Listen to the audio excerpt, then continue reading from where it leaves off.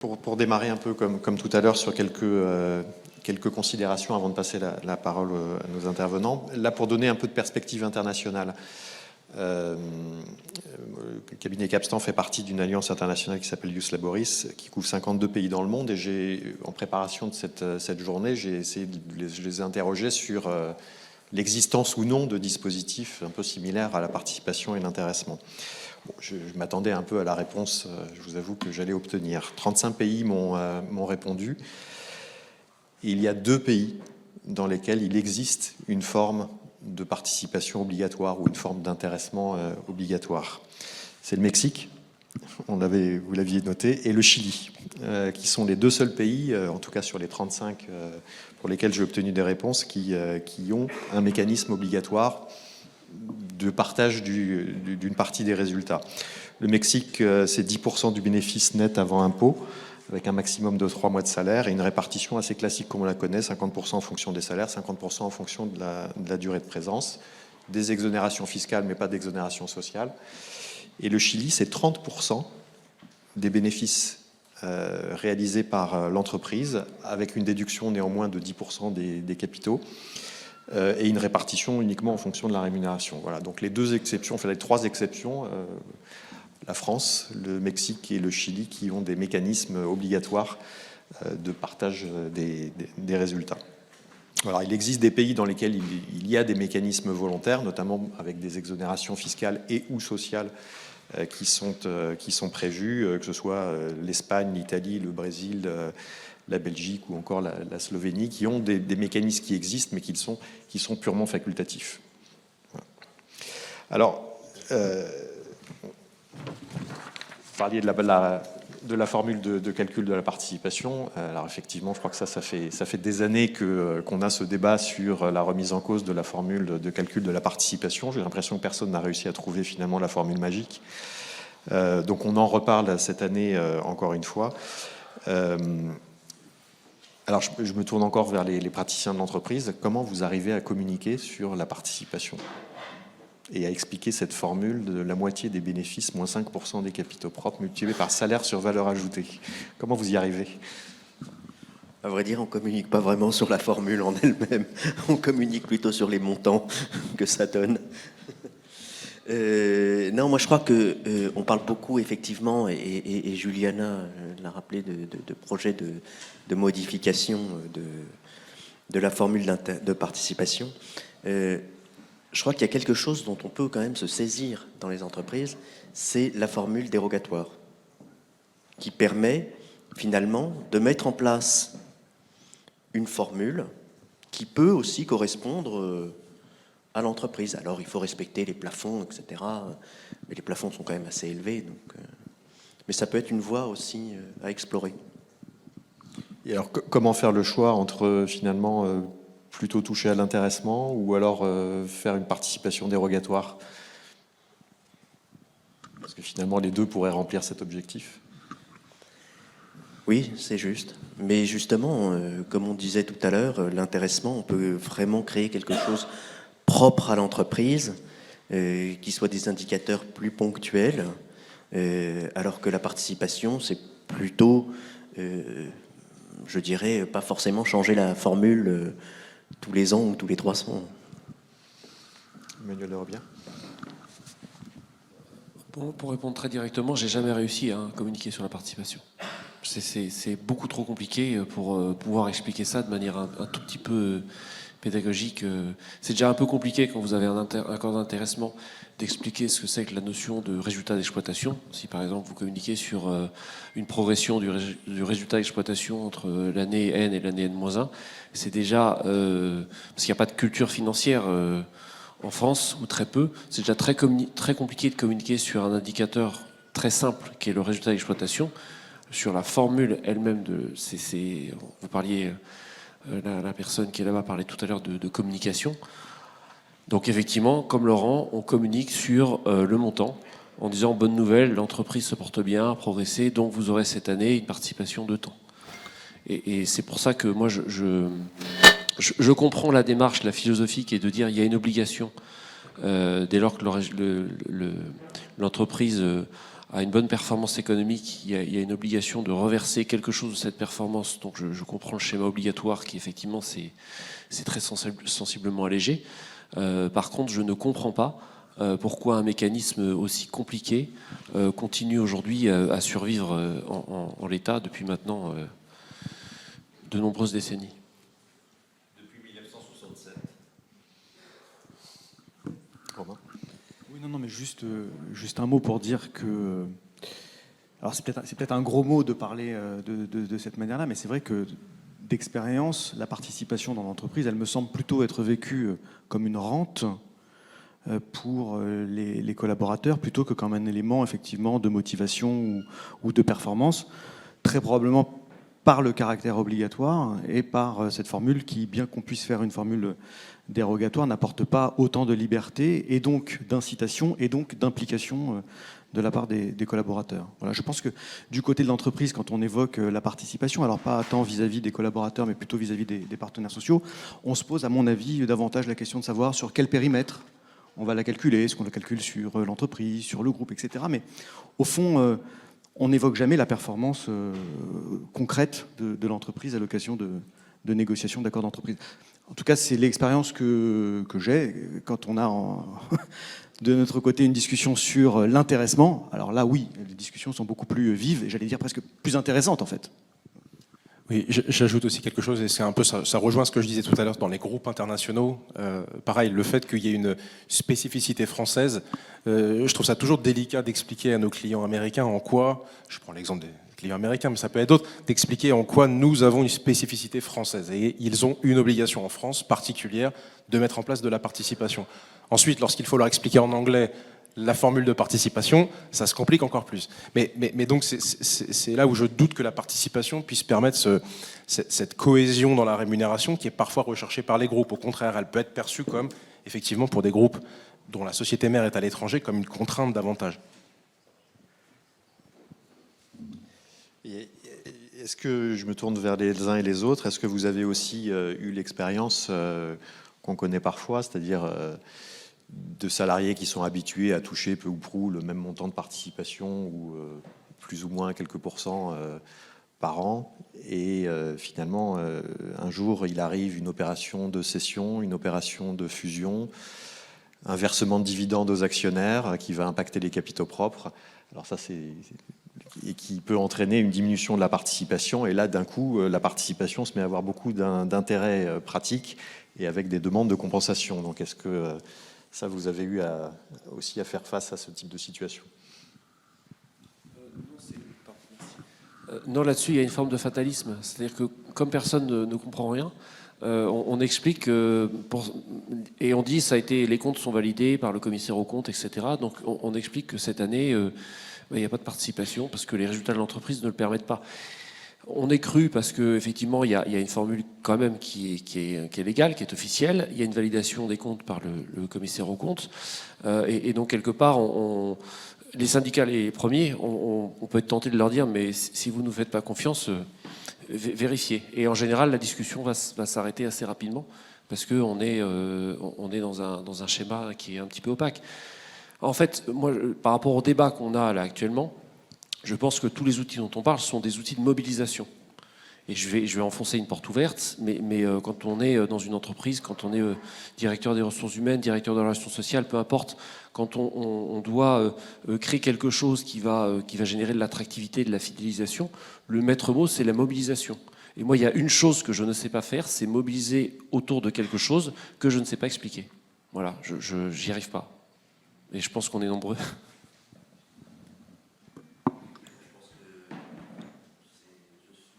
Mêmes affres qu'Emmanuel.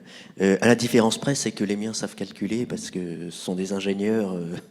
Donc dès qu'il y a une baisse, il faut l'expliquer. Et c'est quand même complexe. Oui, alors, moi j'ai déjà eu des expériences effectivement d'externalisation d'activités, par exemple, un grand groupe très profitable qui avait l'habitude de verser des montants de participation assez importants aux salariés, qui décide d'externaliser une activité auprès d'un prestataire logistique et avec des salariés qui se retrouvent salariés d'une entreprise, donc il y a une politique, ou en tout cas qui est beaucoup moins profitable et qui du coup a des montants de participation beaucoup moins élevés. Et là, se suscitait des vraies revendications sur la compensation, sur une forme de compensation, en disant vous décidez d'externaliser cette activité. Cette externalisation va entraîner, outre des changements de conditions de travail, éventuellement des changements de lieu de travail, etc., une diminution importante de notre package de rémunération. Donc on veut... Quelle forme de compensation vous proposez? Est-ce que c'est une prime de transfert?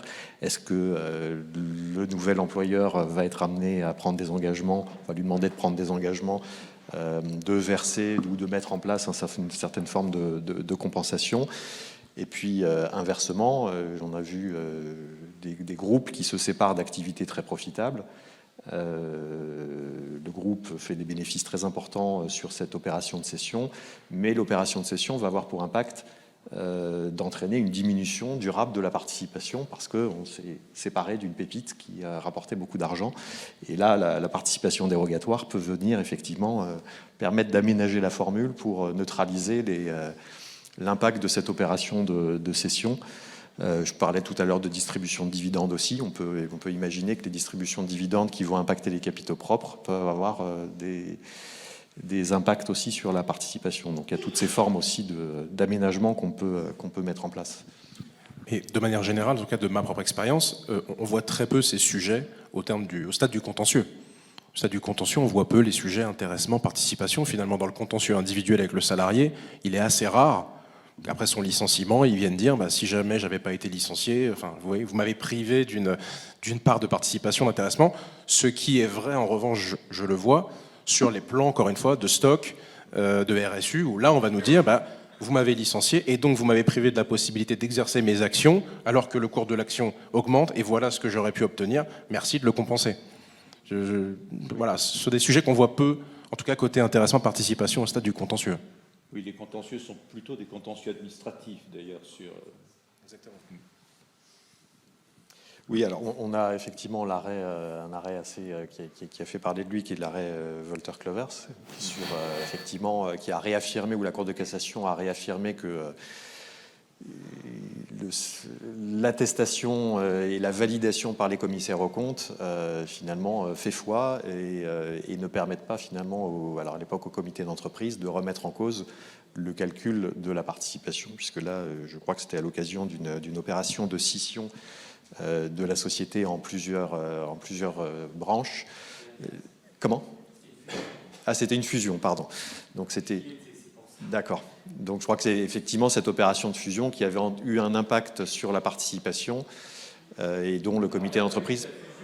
Il y a eu un jeu de mécanismes financiers intracommunautaires qui a donc impacté le financement et qui a posé de nombreux problèmes juridiques après.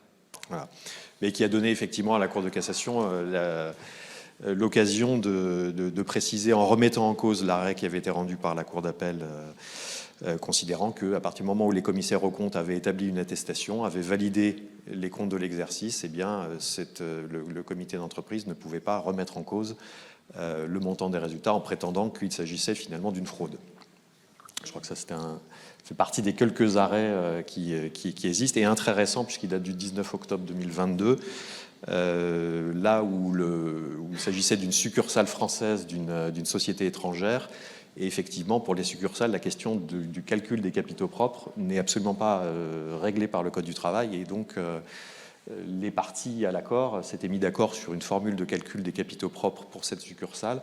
Et le comité, le CSE, avait entrepris de contester la légalité de cet accord en considérant qu'il fallait être plus proche des dispositions du Code du travail, aiguillés par leur expert, qui avait considéré finalement que ce qui était prévu dans l'accord de participation s'éloignait trop des dispositions du Code du travail. Et ça a donné à la Cour de cassation, je ne sais pas si le professeur Tessier, vous avez un avis sur la question, mais de considérer que finalement, la Cour de cassation a fait application des dispositions sur l'illégalité des accords et le délai dans lequel on peut contester la légalité d'un accord collectif, mais en appliquant cette règle à des accords d'épargne salariale et à un accord signé par le comité d'entreprise. Je découvre un peu, j'ai un peu découvert récemment cet arrêt. Je me posais la question de savoir si cette exception d'illégalité ne s'appliquait qu'aux accords collectifs signés avec les organisations syndicales ou ou si elle a été étendue en fait aux accords d'épargne salariale. J'ai le sentiment que la Cour de cassation a fait une interprétation élargie de l'article L22 62-14. Elle a recherché l'esprit du dispositif de la sauvegarde des accords collectifs, en l'occurrence, nonobstant les parties à l'accord collectif, ou même la nature de l'accord collectif, si on veut raffiner. Et donc là, effectivement, le comité d'entreprise, après avoir signé l'accord, ne pouvait plus demander, opposer l'exception d'illégalité de l'accord qu'il avait lui-même signé. Donc on voit que finalement, les quelques arrêts sur la participation sont plutôt des arrêts qui vont dans le sens d'une sécurisation des mécanismes. Et dans le cadre de contentieux collectifs, exclusivement sur ces derniers exemples, mais rarement sur du contentieux individuel. Oui, tout à fait. La perte de chance n'a pas été... Il n'y a pas de perte de chance en matière d'épargne salariale. On parlait, et je me retourne peut-être vers Julien Kovac, on parlait tout à l'heure vous parliez des projets à venir autour de la participation ou du dividende salarié. C'est vrai que j'ai entendu une interview de Thibault Langsade qui avait donc rendu son rapport en 2019 et qui semble avoir l'oreille du président de la République et qui effectivement parle beaucoup de participation. C'est vrai que l'expression dividende salarié, vous le rappeliez, professeur, est très controversée. L'expression même de dividende salarié est extrêmement discutée puisqu'on dit que les deux termes sont antinomiques. Le dividende était censé récompenser le risque entrepreneurial, tandis que à l'inverse du salaire.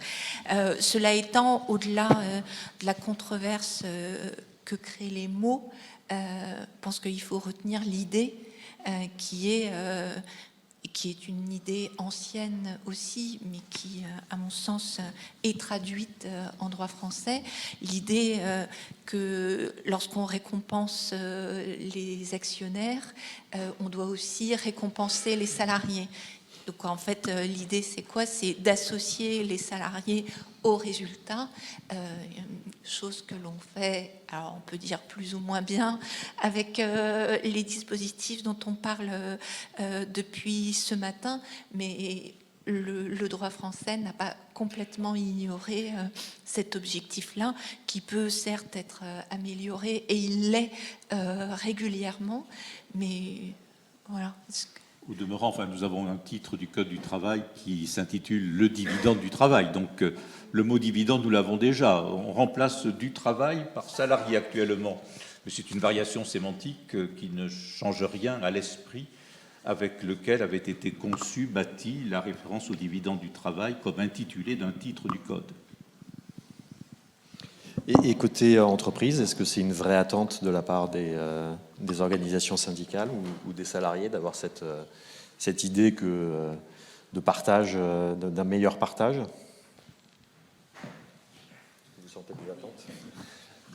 Oui, très clairement, la réponse est oui. C'est-à-dire qu'on peut avoir parfois des débats assez musclés avec le CSE, qui a tous les chiffres, puisque l'expert faisant son travail donne toutes les informations. Et effectivement, ça peut créer des vraies tensions sur, je le mets entre guillemets, hein, certains se servent très bien au plus étage, et puis pour les salariés, il n'y a rien du tout. Enfin, il y a en termes une entreprise, c'est une communauté de travail, et sans passer par, sans m'appesantir sur l'outil, la qualification qu'on va lui donner, etc. Dans la communauté de travail, il faut quand même éviter les effets de distorsion trop importants, parce que sinon vous désolidarisez l'ensemble, et en termes de motivation, de mobilisation collective, le résultat est totalement contre-productif.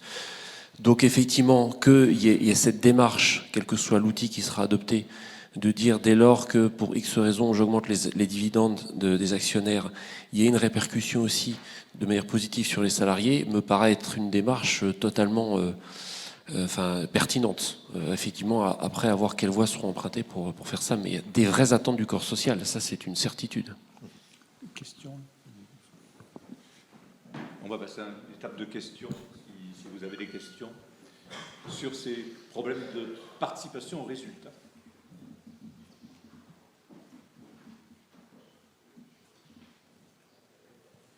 François, Barré, vous vouliez revenir sur le problème évoqué précédemment? Parce que comme vous n'aviez pas le micro, je ne suis pas convaincu que tout le monde vous ait entendu sur ce qui était l'arrêt. Oui, alors en fait, chez Walter Kluwer, donc mes maisons d'édition bien connues avec les marques Lamy Liaison, en fait, avec donc aussi, j'insiste sur l'importance, c'est-à-dire que vous citiez, vous avez des ingénieurs, donc là, il y a quand même beaucoup de juristes qui aussi manient de manière assez facile ces techniques complexes. Et du coup, à l'occasion effectivement de cette opération de fusion et aussi d'une modification de règles de gouvernance financière, etc., il y a eu un impact très clair pour les salariés, puisqu'on est passé de 2 à 3 mois de participation à 0. Et depuis, il y en a toujours 0. Enfin, je crois, hein, je suis parti il y a un petit moment, mais... Et du coup, il y a eu un impact extrêmement fort en termes de motivation. Et on a assisté à des départs. J'étais à l'époque directeur des éditions sociales, donc je sais de quoi je parle. Et si vous voulez, il y avait en plus, alors qu'on sait que ce n'est pas une rémunération au sens strict, mais quand vous évoquez est-ce que c'est un instrument d'une politique de rémunération, oui, c'était un instrument de politique de rémunération dans les faits. Un manager, quand il recrutait, je pense, un rédacteur, eh bien, il lui présentait le salaire et la participation à côté. Donc l'impact est indéniable. Et en termes de conditions de travail, en termes de fidélisation, etc., je pense que ça a une importance extrêmement forte. Ça a une démobilisation, une démotivation, lorsque, en plus, c'est versé de manière pérenne et régulière, avec un montant qui n'est pas effectivement certain, mais qui se répercute dans la durée. Et je crois que quand vous avez insisté tout de suite sur les externalisations ou les modifications internes d'organigramme, ou d'organisation dans une société, c'est très important de l'inclure sur les conséquences que cela pourra avoir en termes effectivement de financiers, puisque ça va impacter le travail des collaborateurs et éventuellement le départ des collaborateurs. Je rejoins tout à fait cette intervention. Et même, en tout cas, dans mon entreprise, dès qu'il y a un projet, la première question, c'est quid de l'impact sur l'intéressement et la participation. Si le projet ne prévoit pas la diapo qui va bien sur le sujet, ça passe pas. Une question à vous poser concernant justement cet arrêt de la Cour de cassation. Est-ce que donc la validation du commissaire aux comptes, qui apporte un blanc-seing, si je résume, est-ce que est-ce que vous partagez tous ce même sentiment? Est-ce que c'est aussi limpide juridiquement que cela? Il y a déjà une disposition légale qui précise que lorsque les résultats ont été certifiés par les commissaires aux comptes ou par l'inspecteur des impôts, je n'ai pas encore vu d'entreprise ou de demandant à l'inspecteur des impôts de certifier son résultat, peut-être par crainte que l'inspecteur des impôts n'y regarde d'un peu trop près et n'ait une idée différente. En tout cas, le commissaire aux comptes, les dispositions légales prévoient que lorsque le commissaire aux comptes a validé les résultats de l'exercice, ils ne peuvent plus être remis en cause. Donc il faut passer d'abord par une remise en cause il faut attaquer finalement l'attestation du commissaire aux comptes, ce qui en l'occurrence, je comprends, n'avait pas été fait puisque c'était simplement, et la Cour, ceci dit, la Cour d'appel, la Cour d'appel avait donné gain de cause au comité d'entreprise à l'époque en considérant que les attestations établies par les commissaires aux comptes ne sauraient faire obstacle à ce que le juge judiciaire, à l'occasion d'un litige dont il est saisi et qui relève de sa compétence, remette en cause, en cas de fraude, les comptes certifiés par ce professionnel sur la base des éléments fournis par la société. Donc finalement, le juge considérait que même en cas d'attestation, il lui appartenait de juger de l'existence éventuelle d'une fraude. Après, on peut avoir un débat sur le fait de savoir si le juge judiciaire est plus compétent que le commissaire aux comptes pour juger de l'existence d'une fraude, mais je te laisserai ce débat.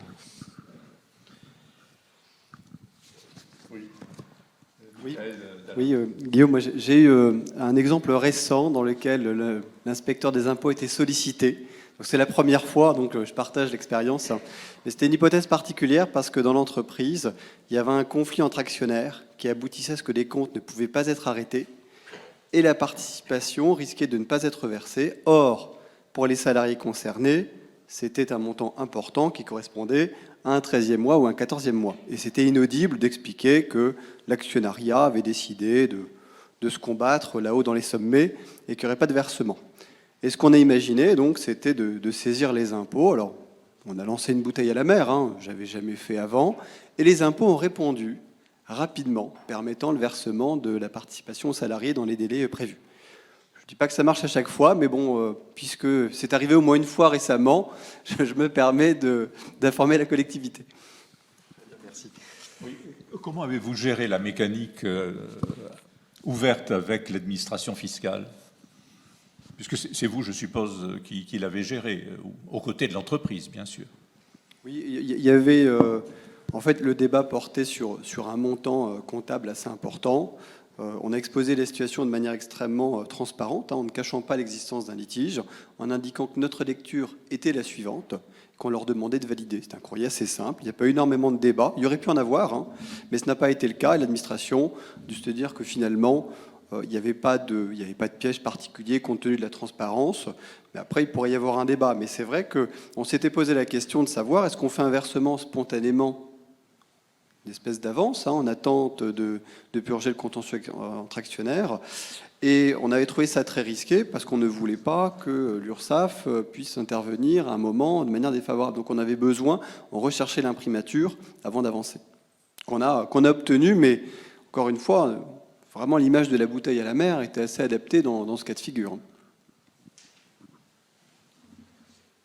Et puisqu'on parlait de litige, est-ce que certains d'entre vous ont vu aussi, moi je l'ai constaté en tout cas pendant un certain nombre d'années, des experts de CSE ou de comité d'entreprise à l'époque, avec une partie de la mission sur les comptes annuels spécifique de contrôle du calcul de la réserve spéciale de participation. Est-ce que vous avez également vu ça ? D'accord. Je l'ai vu effectivement notamment dans un laboratoire pharmaceutique avec des questions, et alors c'est Alexandre Daudeville qui aurait pu nous en parler, mais il a été retenu par une négociation difficile, si j'ai bien compris, et une remise en cause ou une tentative de remise en cause, de questionnement comme par l'expert du CSE sur les politiques de prix de transfert et les politiques de prise en compte de certains brevets ou autres, avec une tentative de remise en cause du montant de la participation revenant aux salariés. Et ça, on l'a vu à plusieurs reprises dans des lettres de mission de cabinets d'experts dans le cadre de l'expertise annuelle. Oui, au demeurant, la réserve spéciale de participation, c'est un cas particulier de recours à un expert comptable qui est peu utilisé. Tout à fait. En pratique, pour des raisons multiples, mais c'est un cas spécifique que les comités sociaux et économiques, pour l'instant, n'utilisent pas plus que les comités d'entreprise ne l'utilisaient, mais on a là un cas particulier, indépendamment de l'appréciation générale de la situation financière de l'entreprise, qui est le cas bateau. Mais là, on a un cas particulier, peu utilisé, mais dans l'avenir peut-être. Alors sur je ne sais pas s'il nous reste encore un peu de temps. Il reste 8 minutes et 45 secondes. D'accord. Sur les projets, justement, donc l'interview de Thibault Langsam, notamment, qui était interviewé sur France Info il y a quelques jours, parlait effectivement ou indiquait qu'il serait normal que tout versement de dividendes nécessite le versement d'une participation complémentaire. Ça va un peu dans le sens de ce que vous disiez tout à l'heure. C'est-à-dire qu'il y a une participation finalement classique, calculée selon une formule, et puis à chaque versement de dividende un peu exceptionnel, l'obligation de faire un supplément, un peu comme la prime de partage, la PPP dont on parlait tout à l'heure. Oui, ça peut être effectivement une façon d'utiliser ce levier. Bon, ça résout pas le débat de la clarté du système, mais ça permettrait de répondre à ce besoin qui est très compréhensible, sans pour autant créer encore une nouvelle norme, une nouvelle règle, un nouvel outil. Ce supplément pourrait répondre à ça, oui, probablement. Effectivement, ça pourrait être une bonne piste. D'autant plus que, si je ne m'abuse, ce sont un peu les mêmes décisionnaires. Donc, le supplément de participation, c'est le conseil d'administration qui le décide. Donc,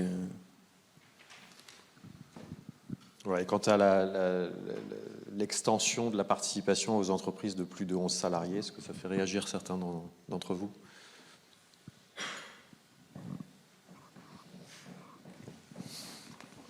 Demeurant dans les chiffres de la DARES que vous évoquiez tout à l'heure, on voit une présence des mécanismes d'intéressement, de participation dans les entreprises de 11 salariés au-delà. Enfin, ce n'est plus marginal, me semble-t-il, si on regarde les chiffres de la DARES pour 2020. Avec essentiellement sur l'intéressement, Oui. plus que sur la participation, et on le comprend facilement, Bien sûr. puisque quel est l'intérêt d'aller se mettre dans une formule de calcul extrêmement rigide et peu compréhensible, alors qu'on peut utiliser l'intéressement avec beaucoup plus de souplesse.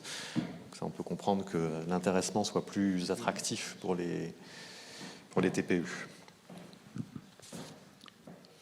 Reste-t-il une ou deux questions pendant les 2 minutes qui demeurent? Oui, madame. Avec le micro aussi. Ça sera mieux, oui. Moi, j'ai une question effectivement sur ces mécaniques d'épargne salariale, puisque comme tout le monde le sait, ces sommes sont bloquées pendant une durée assez importante, qu'on parle aujourd'hui de perte du pouvoir d'achat des salariés. Donc moi, j'avais une question pour vous, messieurs des RH, c'est est-ce que la demande qui est faite ne serait pas plus pertinente en termes de bonus ou en termes d'augmentation salariale? Est-ce qu'aujourd'hui, vous avez vraiment des demandes sur la partie épargne salariale qui est finalement une forme de rémunération très indirecte et qui ne vient pas s'ajouter à une ligne du bulletin de salaire qui, comme tout le monde le sait, est quand même le nerf de la guerre quand on cherche un appartement, quand on est un jeune salarié notamment. Est-ce que pour vous, ces mécaniques d'épargne salariale ont une pertinence si importante en matière de motivation et des négociations internes? alors, je vais paraphraser un délégué syndical que j'avais dans l'industrie précédemment qui disait « on ne va pas chez le boucher avec son intéressement et sa participation ». Donc effectivement, c'est un point. Néanmoins, je crois que, et on en parlait tout à l'heure, il y a eu plusieurs personnes qui en ont parlé, ça fait partie de la politique de rémunération d'une entreprise. Et il est bon de se pencher sur l'ensemble des piliers qu'on peut avoir et qui sont à disposition. Vous parlez de parts variables, il y a d'autres mécanismes. La mutuelle en est un, finalement. Les frais de santé prévoyance, c'est aussi un moyen. Le PERO-PERCO, c'est aussi un autre moyen. On peut agir sur les cotisations, on peut agir sur le montant dévolu à la retraite. Je crois qu'à l'aune de cette période d'inflation où de toutes les façons on ne peut pas répondre à tout et puis faire augmenter les salaires de manière importante, c'est peut-être le moment de se pencher sur sa politique de rémunération globale.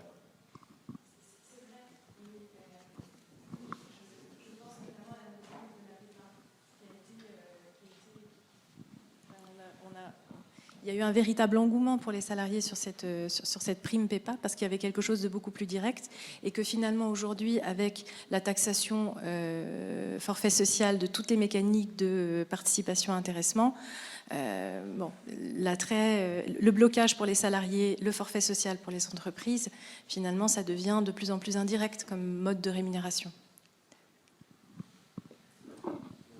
Ce que veulent les salariés, c'est du salaire. C'est vraiment pas complètement juste ce que je dis, mais c'est vrai que dans les négociations annuelles obligatoires, c'est souvent ce qui va ressortir dans des environnements où il y a des bas salaires, etc. Et donc le jeu d'équilibre qu'on essaie de trouver, c'est que si on a un budget d'augmentation générale, par exemple, qui est trop court, on compense par une prime exceptionnelle. Et donc c'est vrai que la prime de partage de la valeur, elle remplit complètement le rôle aujourd'hui. Certes, c'est pas du salaire qu'on va retrouver mensuellement sur son bulletin de salaire, donc effectivement, ça répond pas complètement au cahier des charges. Mais dès lors que vous réussissez à accorder une prime de partage de la valeur qui est quand même suffisamment importante, et on peut aller très loin dans les montants dans le système actuel, ça répond quand même en partie au cahier des charges et ça permet de créer d'apaiser un peu des tensions ou des demandes qui seraient importantes par rapport à ça. Donc c'est pas parfait, mais effectivement, je vous rejoins, il faut essayer de trouver un mix entre le budget d'augmentation générale, de l'augmentation individuelle pour motiver les meilleurs, et si le budget d'augmentation générale est un peu faiblard, de compenser avec cette prime, c'est des jeux de vases communicants. Je pense effectivement, tu as tout à fait raison, et la PPV répond à ça, et répond à ça surtout pour les bas salaires. Je pense que qui sont finalement quand même les plus touchés par l'inflation, hein, puisque l'énergie coûte le même prix pour tous. Donc, pour une politique de rétribution des bas salaires, c'est quelque chose qui est intéressant. Par contre, les montants, j'ai jamais vu de montant qui touche les 3 000 euros encore. Hein. Donc, je ne sais pas si vous avez déjà vu ça, mais moi j'ai l'impression que ça tourne plutôt entre 700 et 1 000 euros le max. Hein. J'ai vu jusqu'à 1 200 euros dans certaines entreprises, mais je crois que c'est le montant le plus élevé que j'ai vu jusqu'à maintenant.